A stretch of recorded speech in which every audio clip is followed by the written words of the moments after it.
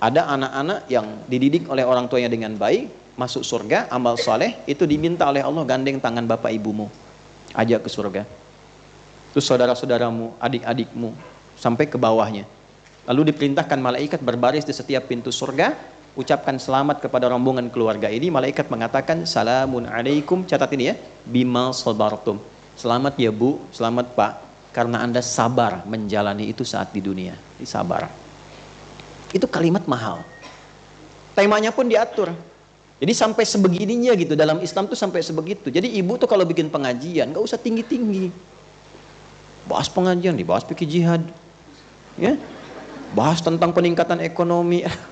Udah ibu di rumah ngaji gimana caranya jadi perempuan yang baik. Ayat-ayat, hadis-hadis tentang jadi ibu, jadi istri, jadi anak. Apakah boleh perempuan kemudian bekerja, profesi apa yang dibolehkan, seperti apa syaratnya, itu yang dibahas.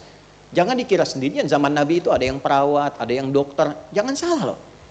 Sayyidah Aisyah itu seorang ahli di bidang kedokteran. Sayyidah Fatimah itu ahli di bidang perawatan. Beliau seorang perawat. Itu ada nasabnya. Ya, ini ada turunan-turunan. Sama dengan tema-tema khusus, saya sering sampaikan. Ya, teman-teman misalnya yang pebisnis nih. Pebisnis, pengusaha, kenapa sih nggak ada kajian khusus membahas tentang dunia usaha? Keluarkan ayat-ayat khusus membahas tentang bisnis, hadis-hadis pedoman tentang berbisnis bagaimana. Keluarkan, inilah yang dimaksud tematik.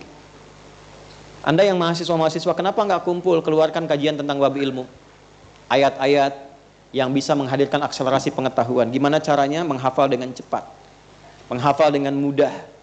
Bagaimana caranya menghimpun ilmu yang berkah, menguasai berbagai bidang pengetahuan.